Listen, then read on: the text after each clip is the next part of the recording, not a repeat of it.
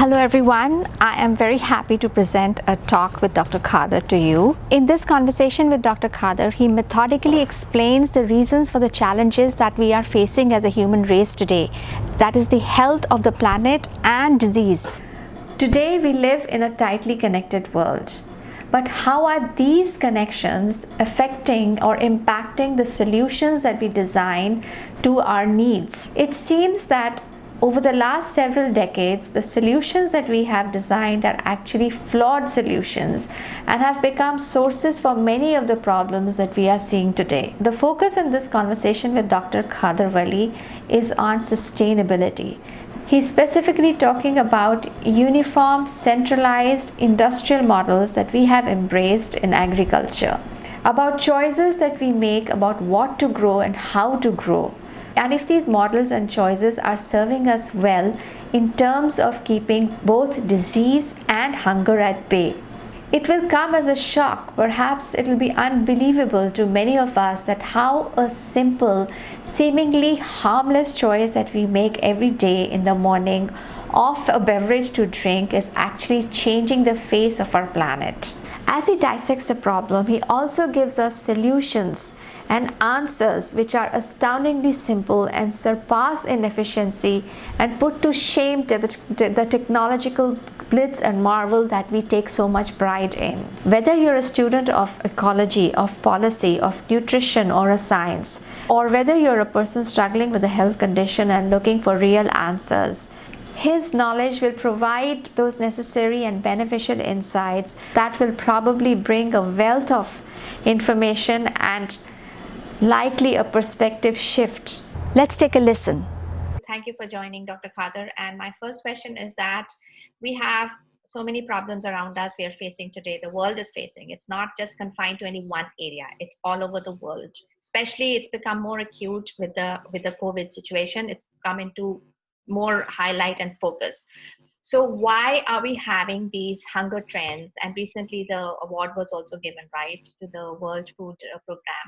So why are we experiencing hunger trends and why have they been increasing over the years? You know, even as our agricultural technologies have become so sophisticated. So can you throw a light on what's really going wrong here? Actually, the mistakes of our choices of food and the choices of technology that we produce food are the basic reasons for all the problems that the planet is facing now. But people are not realizing, though the symptoms and signals have been given at least 30 years ago, 30, 40 years ago. And because we have been set to do certain things in certain fashion, and the whole continent connections are so acute now. That means everyone knows what is going on here and there and everything. And that actually may be a bane for the human society now and for the planet as a whole. People are thinking that we are connected very well, and this too much connection itself is a problem. I personally believe that. Because the world can be sustainable in only one fashion, that is being local and being able to distribute the food in small local and small areas. And that is the only way we can be sustainable. And though people claim that they have removed hunger from the planet, which is actually not a true situation. At least 400 million to 500 million people are going on a daily basis hunger they are experiencing. But then the media, the so-called corporate culture keeps claiming that they have done this, because the tools that they are using are actually the costs of the whole problems. The modern technologies to produce food in a centralized fashion, in an industrial farming, is actually the basic reason that we are facing all these troubles. Because the industrial farming, what it does is it selects few crops and then does it in large scale, and then the logistics problem, centralized food production, food processing, and they want to distribute everything to all over the people, all over the planet. See, otherwise it doesn't work for them. The money making racket cannot function if this centralized system doesn't work in a mean fashion. This is the basic problem all the planet is facing. It can be a good model for other things, like maybe producing cars or producing pens and things like that, quality and all that. But then for the human beings to eat food, and the food to be produced in a centralized fashion, is causing heavy damages to the planet's ecology. I'll give you two examples. Very simple example is coffee and tea. These are two biologically grown two plants, just two plants. And in nature, they don't grow everywhere. They grow in certain particular conditions.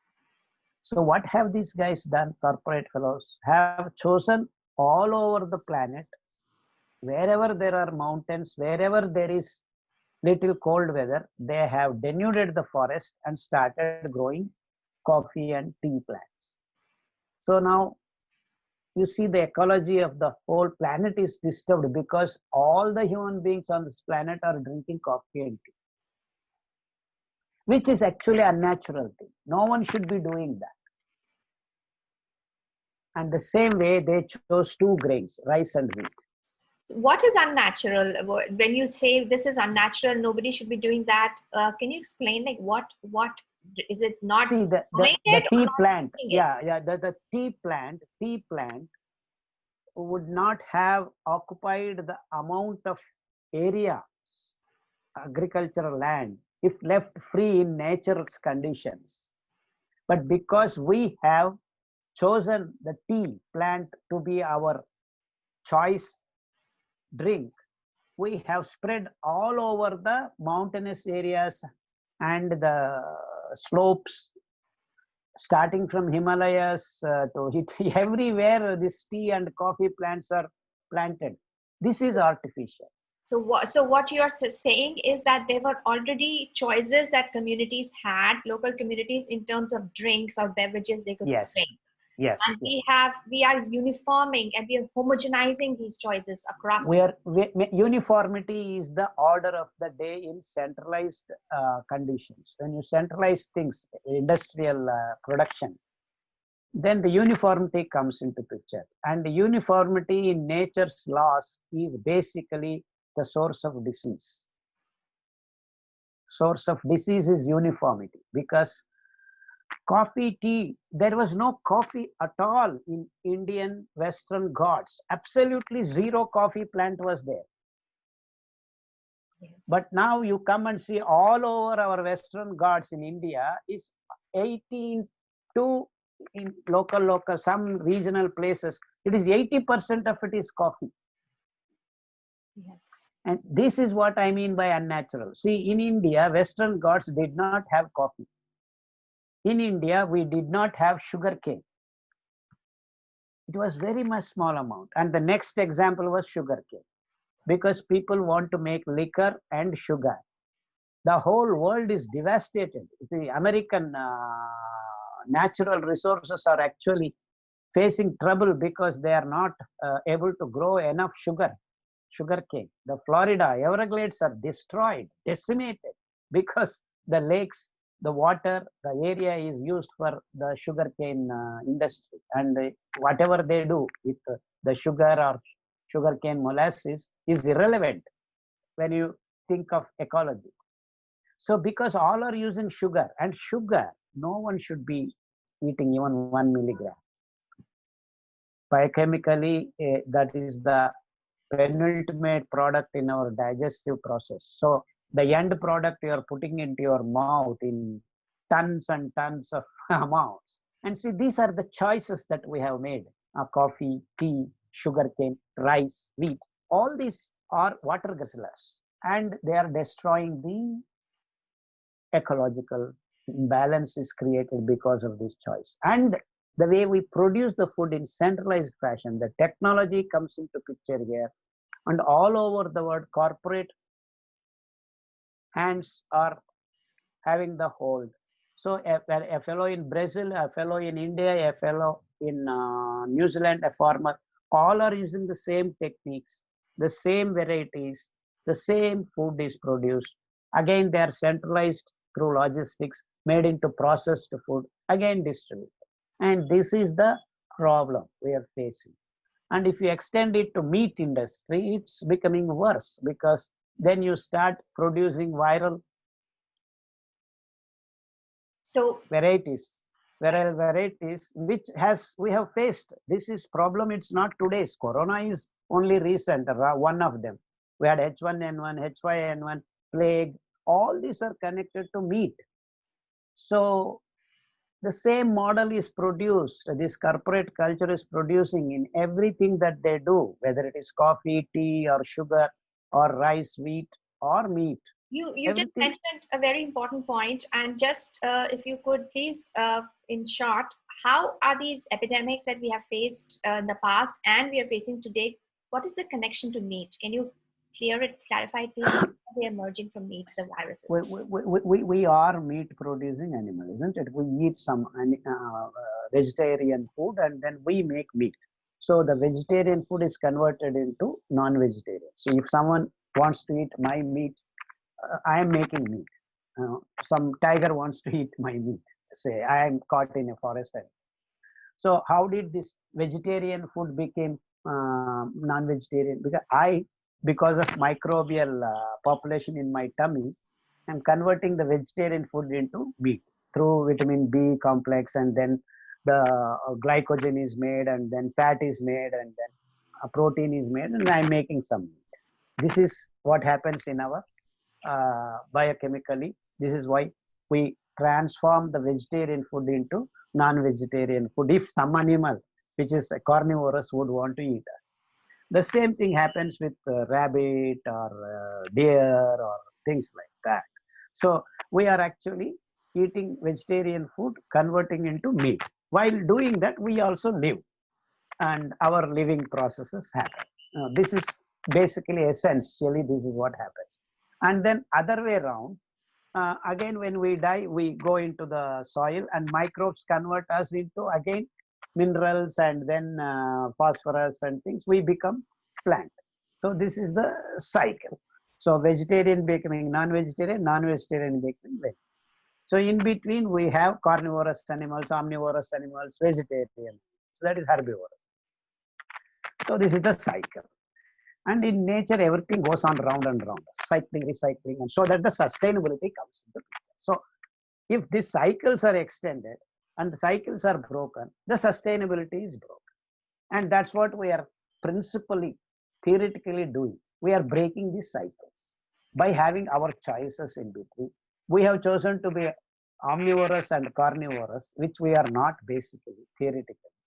So this problem started. So when you have this unnatural meat making processes, the animals produce viruses, because through viruses they excrete the tensions, the stress, the toxic morbid waste that they are experiencing. While doing that, some of them are pathogenic to us, some of them do not bother us, some of them bother a little bit. So all spectrum of things happen. And if it so happens that one of the viruses becomes deadly to human race, then you have pandemics. Right. Or endemics. Endemics is if local areas get affected. So this is essentially in short. So if we understand these basic natural principles, we have disconnected the cycles of natural events. And if you have brains, if the human race has any brain, it should immediately act upon connecting all this. That means we should go to locally grown food materials. That means, see, there were zillions of grains on this planet. Now we have reduced to maybe hardly 80 or 70 grains are known now in large scale if you can produce. So this is the sad story. That is amazing. Like we used to have 70 to 80 varieties of grains. Yes. Not 70 to 80. Right now we can put our hands on 70 to 80 if I go around the world and collect. But I personally believe there might have been 7,000 or 70,000 of different varieties of grains which have disappeared because the industrialized food farming cultures have decimated all the locally available varieties of grains. So grains are directly carbohydrates. So carbohydrates being limited to only rice and wheat are creating problems.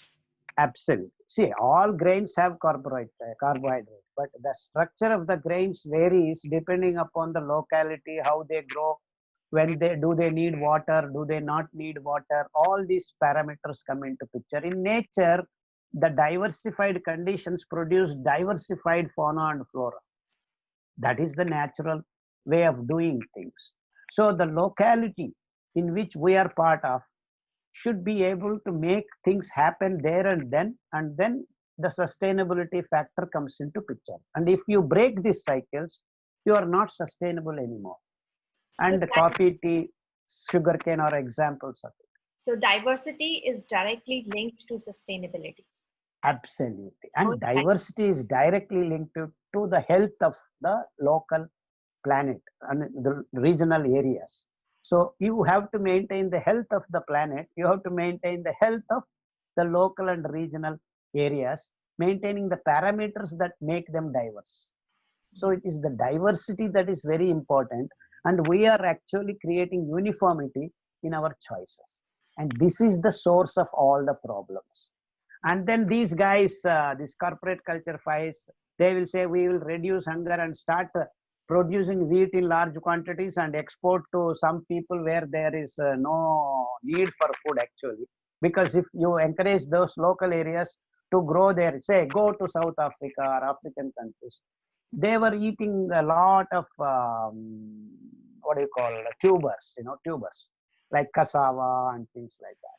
And they grow just like that. You don't need to do anything. You simply walk into forest, you get lot of cassava, you get that and pound them and soak them and make porridge and eat. That should have been fine. But then the whole African countries now are eating bread and biscuit and things like that, which they were not even aware of the wheat. But these guys have interest. You see, this is the problem. Yeah. The same thing in Indian communities. We never had any wheat. We never had sugarcane. For sweet, we were depending upon palmaceous trees, whether silver date palm or toddy palm or coconut or palm trees. They were all giving us sweet soup. And we were making jaggery and we were very happy. Right. Now the whole world, say you go to Canada, there is a maple tree which gives you sweet soup. You can make maple, but now no one knows what is maple tree. No one knows what is toddy palm. Everyone wants sugarcane all over the world. People are making tons of it and then distributing the sugar in industrial fashion. And this is the problem in every aspect that we have done. We have centralized the food processes, food production, and invited the problems. And if we do not see this issue, we are going to be, and that's why we have hunger. Because however much you do this, because it is unnatural and you cannot have sustainability. In another 5-10 years, it will be very obvious that the yields of these grains will start going down despite your genetic engineering, despite your advanced technologies, because the natural processes will take some time to hit you back, because it has to adjust and it cannot adjust, so it will give up. This is what is going to happen, and it is happening already. We are seeing the signals and symptoms, but we are not able to recognize, because everyone is entrenched in this brain washed minds that this is the way we can produce food and this is the way we are going to solve the problems of humans. But we are embarking on a wrong path. So let's talk about what this means or its implications on conflict. So what does it mean for the farmer? Like what is it? How does it the choices that we make in agriculture? Absolutely. Now it's a fantastic question. It's a fantastic question, because you see in India, 70% to 80% farmers were depending upon monsoon rains And then they were able to grow 108 varieties of food materials in a farmland of 5 acres or so, just without anyone's involvement. Then slowly in the last 60 to 70 years, this industrial food culture, what it has done, it has eliminated all these food materials and then made the people in India believe that rice and wheat are their food. So North India has chosen the wheat because in that Punjab cold area, wheat can grow. They have decimated all the food cultures of that area, and only wheat now is ruling. And in South India, everything else is decimated and only rice has become. So 15% of farmers who can have the irrigated water, fertilizers, and pesticides, all this decided by these fertilizer companies and pesticide companies, because they have the agenda to sell their products. So the whole India now, tons and tons of fertilizers and pesticides are used, and rice and wheat are grown, and we all believe that it is our food. If you just get back 100 years ago, there was no rice, there was no wheat in this kind of fashion, in these large amounts. Yes. So I remember when I was a kid, we were growing, my grandmother side, we were growing foxtail millet, and just 200 kilometers away, my grandfather, my father's father village, they were growing kodo millet in large quantity. And you go north of my native town, they were growing barnyard millet. So that local areas, depending upon their choices, and they were growing that. And when 4 rains, so no one had any problem. And it's meeting the needs of the food needs of entire populations. Yes, and the diaspora of different areas had satisfied their problems or their production by what was grown easily. Along with it, we were eating different kinds of tubers, different kinds of all varieties of vegetables. And in fact, it is amazing. Even today, you come to some South India villages, every farmer grows more than 20 to 30 kinds of vegetables in his small 2-acre farm. 20 to 30 kinds of vegetables, because depending upon weather patterns and the rain and the area where he is in, so every 100 kilometers you see the change in patterns of vegetables, the production efficiency, everything is different. The same vegetable looks different in Andhra Pradesh and Karnataka. I just travel 400 kilometers up north. So these are the beautiful diversity. That's what I'm talking about. And we eating those vegetables, eating those grains, we never had diabetes, we never had cancer. But now, all through, from Kashmir to Kanyakumari, everyone is eating rice and wheat, sugar, coffee, tea. And this is the uniformity that I'm talking about. And that's why we're all sick. We have diabetes, we have BP, we have thyroid. Everyone has the same problems. Yeah, but again, what does it mean for the life, for the farmer? See, now the farmer who was producing in the 70% of area, they were having no problem. They produce, they eat, they process. That's the end of it. He was quite happy. But now, no one eats what he produces. He himself is not eating. So all these people, 70% of farmers are defocused and they have no work to do. But it's still, we have 5 to 10 rains, but whatever they produce is not being used. Yes. So we call, oh, there is no food in India. Whatever food we are producing is declared as no food. Right. This is what happened all over the world. Whatever the local areas produce as their food is declared as no food by this industrial food culture people, and all are believing that.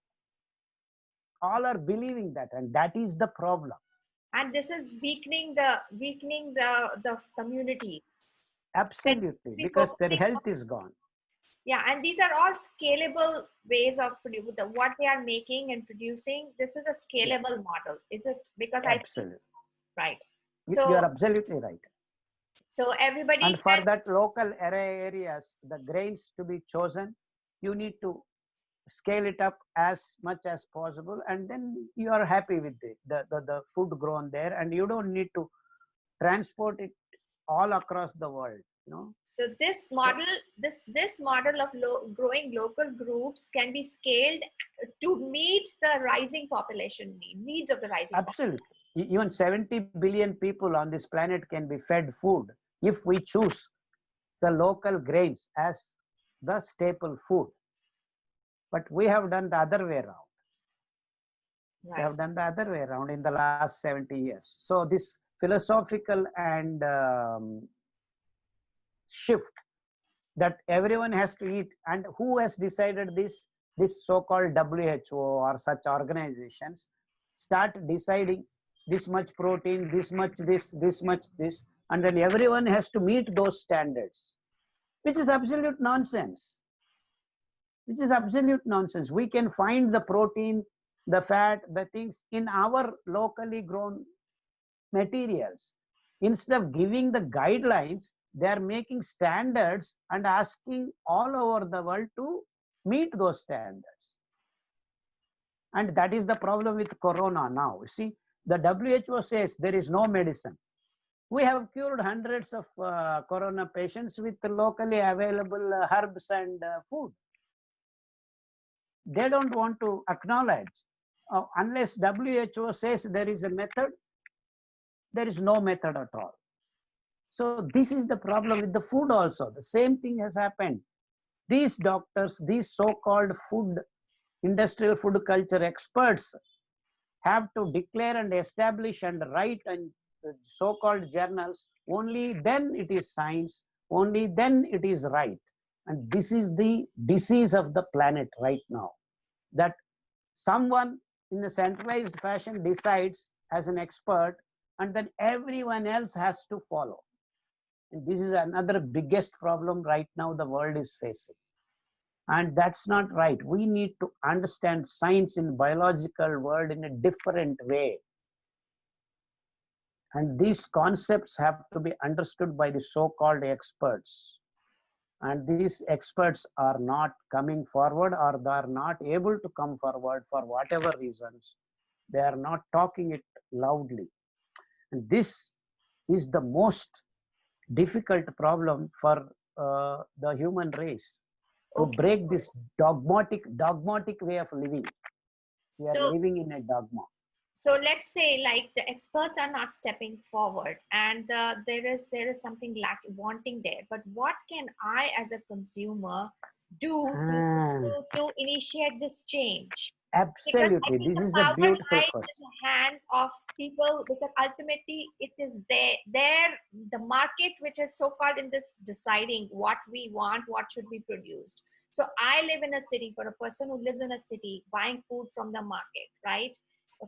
And break this up, please. Like, what should Yeah, what choices should I make as a city dweller? Because I'm not living in the close, but I'm living in proximity to, I don't even know, living in the city where the food is grown. It's a different situation in India versus in the United States, right?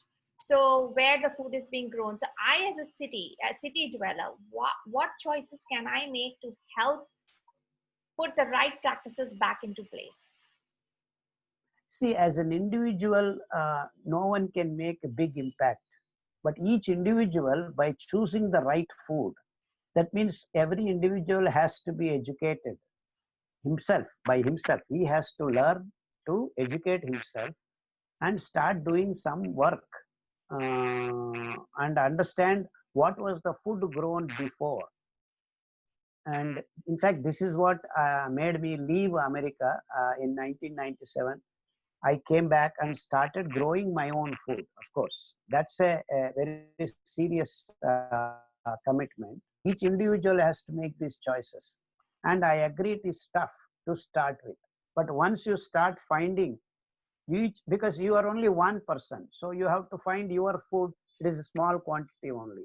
So you can find a local farmer, go to an organic store, ask him to produce this food, and you will make sure you will take what he grows. So that's how you build up a movement. And then one, two, three, four groups of individuals starting to make these choices. So first you have to say no to the industrially grown centralized food culture. That means you have to start saying no to the coffee, to the sugar, to the rice, to the wheat, and things like that.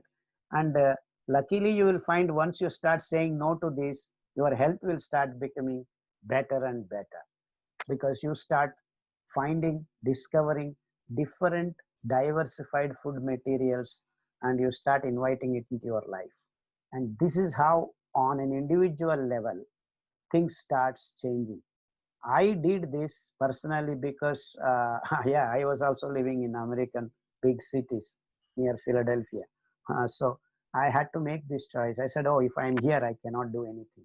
So I jumped onto my plane and then came back to India and took a barren land and started growing food myself, and then started educating farmers, and then built up a movement. Now in India, a lot of farmers, and to my surprise, my state where I live, Karnataka, has been the highest grower of the millets that I'm talking about. So everyone can make these kinds of personal choices and start educating people around. And who can do that? Only fellows who have the knowledge of food, knowledge of health, knowledge of healing. And so it is these doctors, it is these scientists who has to take the baton and start running towards a beautiful, wonderful goal. And that's how I did my work in the last 30, 40 years. Tell us a little more about your sustainable and jungle farming, sustainable farming methods, and how it has led to soil fertility restoration. Absolutely, absolutely. See, we have to understand the same way that we have dissected the problem of food is the production of food. Because of these fertilizers, pesticides, and herbicides, the soil started losing the microbes and the insects and the earthworms that are essential in the part of farming, the ecological setup on the surface of the soil. There is wonderful processes going on in the first 1.5 feet of the soil on the in the earth.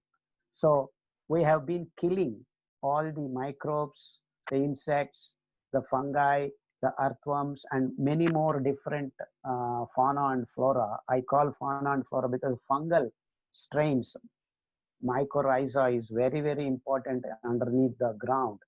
And the forest, the root and the microbes have a wonderful ecological balance. Roots of the plants, roots of the creepers, roots of the bushes, roots of the big trees, all these things are talking to each other underneath the soil. Amazing. And these are all the wonderful connections that you start finding out once you start growing one vegetable. You start growing, you see these relationships. So when these things are harmoniously doing their job, you will see a wonderful, healthy, sustainable, ecologically sound systems generating by themselves. So that's what I did. I just started keystone species, we call, for a big forest.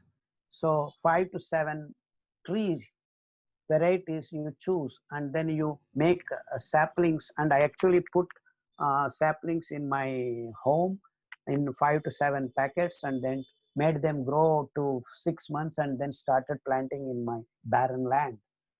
That is people tree, jackfruit tree, and there are local some more trees that no one knows. I mean, even I myself do not know, because no one has even understood their taxonomical and morphological names and things. They are very, very varieties.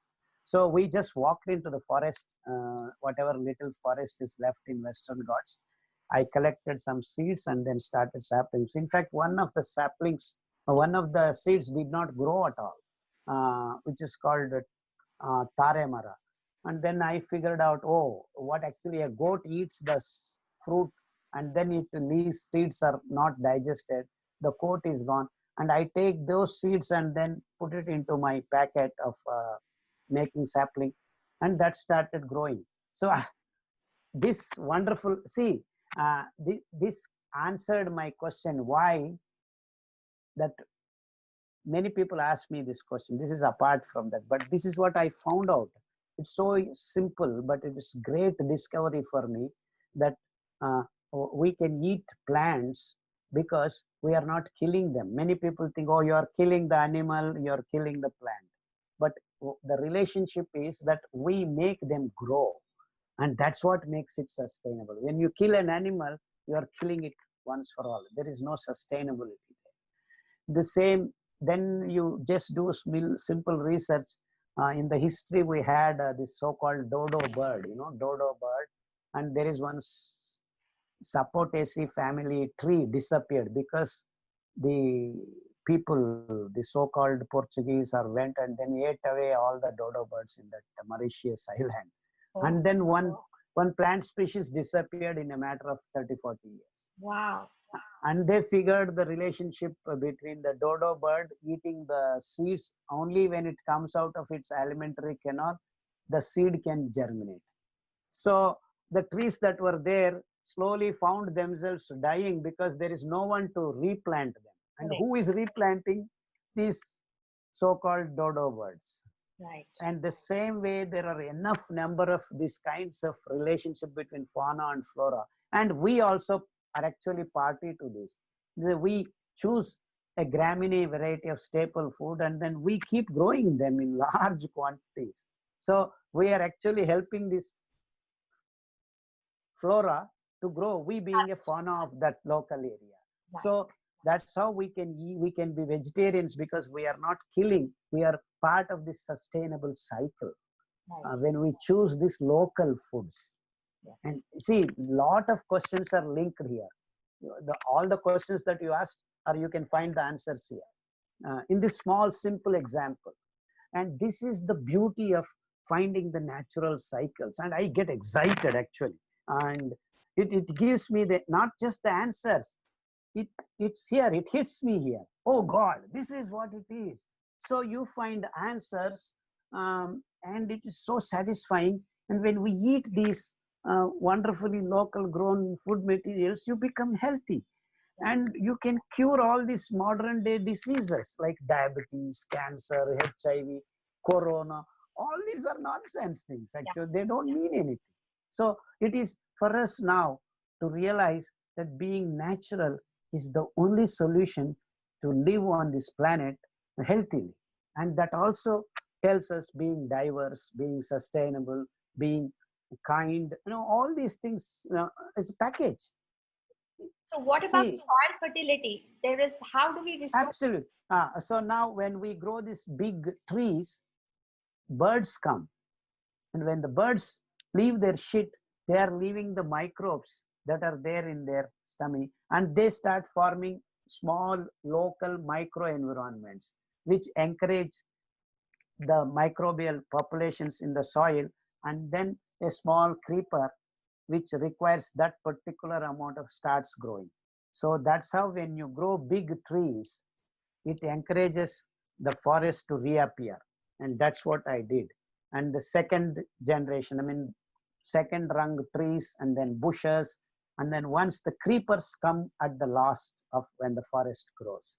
So when you see that monotony and uniformity is to be broken down, the diversity has to be encouraged. And so when you are started to the still harbored the microbes, the earthworms, and then I made it into a pot and grew it as a jungle essence and started sprinkling it all over my barren land. Lo and behold, in 6 weeks, my soil started smelling like the soil of the forest. Wow. And then added with these big trees, within 2-3 years, I created magic. My whole soil became fertile. And then we tested in so-called NPK, all those things will fall in place in a matter of 6 months. And when we grew our millets, thousands of birds started coming into my Now, right now, I have peacocks, I have leopards, in fact, I get tigers also now and Leopards then. and tigers. Yeah, we had tigers just That's 2 months fantastic. back. Yeah, we have. And elephants also ramage through our soil. Beautiful. So this is what happens when you do things naturally. And I can tell you a matter of, now I have 7.5 acres of land, out of which 4 acres is a forest. And the remaining 3 acres which I have open, I grow my millets. I grow 40 to 50 kinds of food materials, and 100 people can happily live. So in theoretically, 100 people can happily live in the 10-acre land, and all of us can involve doing something or the other and forget about the remaining world. Absolutely no problem.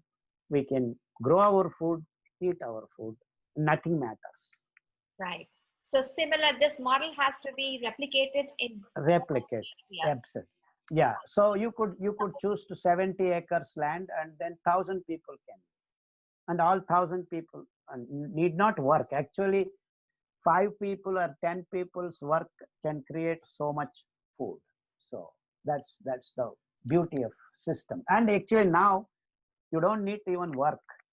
uh, we don't need to even sow the grains. When you harvest, some of it is falling, and when it rains again it grows. Yeah. So instead of So doing things naturally, observing, letting nature take its own course and yes, supporting it with and with supportive right practices is key to sustain. absolutely.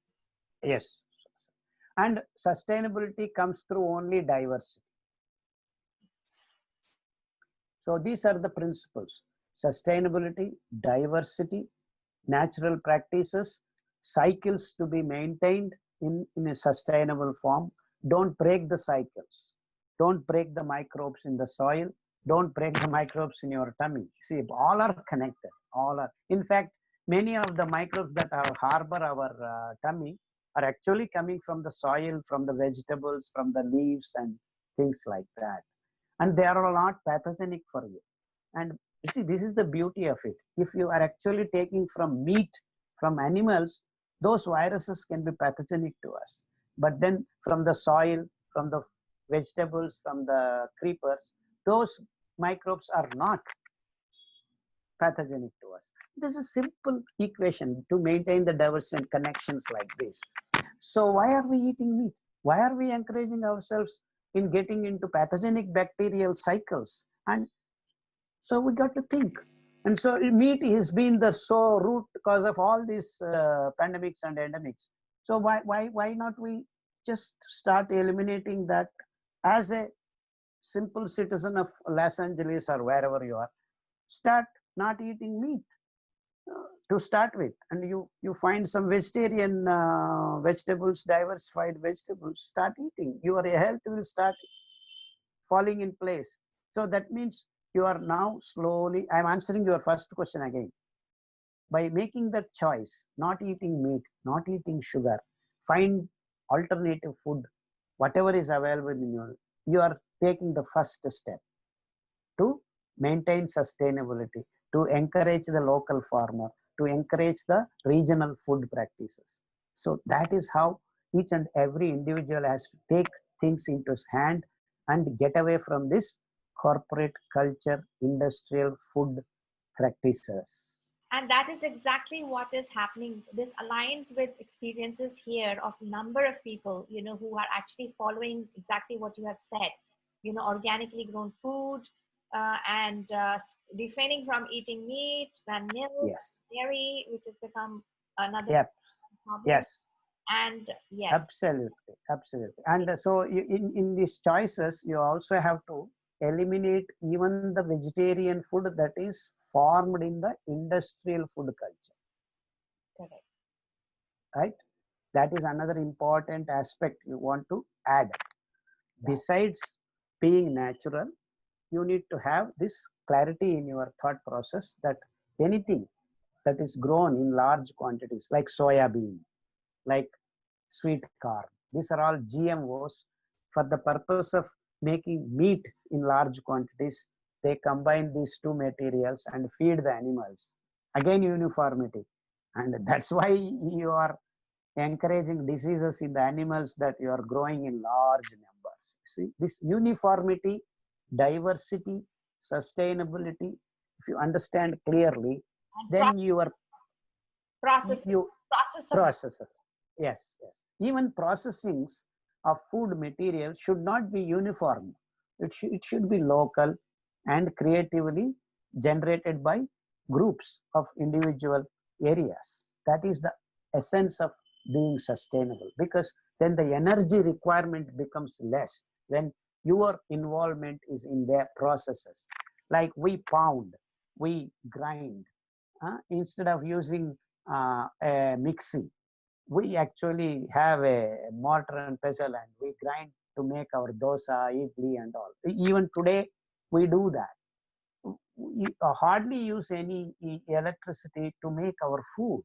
And that itself is actually coming into huge amounts of electricity all over the world.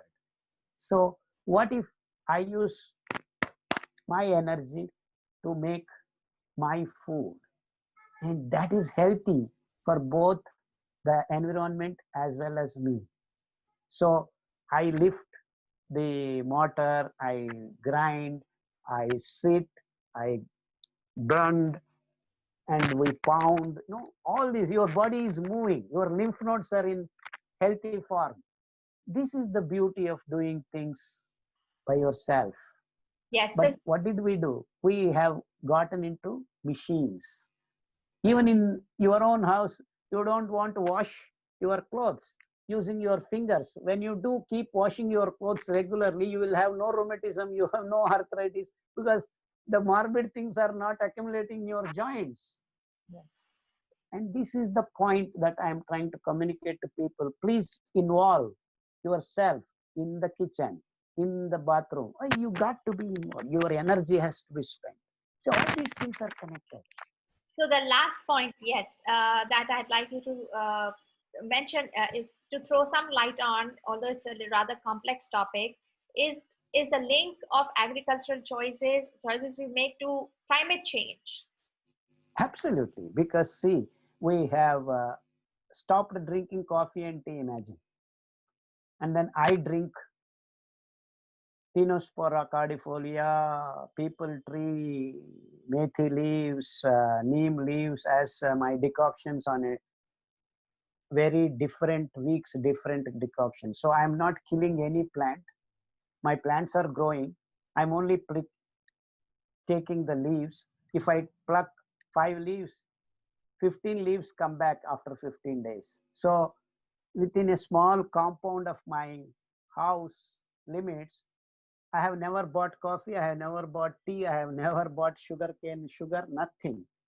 I have been growing 20 to 30 kinds of plants, and I have never disturbed anyone, and I have never had any problem. I have had my decoctions, I have had my blood thinners, I have had my brain cleaners, everything is going on, and I am healthy, and I have not disturbed anyone's thing. And in fact, to the plants and the creepers that I am growing, hundreds of birds come on a daily basis. They find their food, and a whole huge amount of ecological balance I have created in just small house. My house is just 40 feet by 60 feet.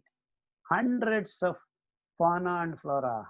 I have 18 kinds of birds all the time in my house, on the plants, on the creepers, and I have rat. I have sometimes we have big eagles come because they want to eat some of the small birds that are perching on this. So these cycles we have created. Even in a city, I live in a big city, Mysore. It's a huge, one of the second biggest city in Karnataka, I think, second or third. So each individual who is living in a city also can make these kinds of choices and make the ecological balance found. So if we all stop drinking coffee and tea and find your own local grown decoctions, we are solving the problem of climate change in no time. Because if you don't plant this coffee and tea, you don't need to go and forest You just keep quiet, the forest will grow back itself, because there are enough birds, enough things still left in the planet. The forest can grow by themselves. But we are on a daily basis conquering the forest, denuding them, extending this so-called agricultural devastation. This agriculture, modern agriculture, is devastating the planet, either be it for meat, be it for coffee, be it for sugarcane. Everything is in a destroying mode, not a sustainable living planet is not planned. We are actually making a dead planet by our food choices. Thank you so much. This has really thrown light on a lot of aspects and will inspire a lot of people to make some changes. Thank you. Thank you so much. Thank you.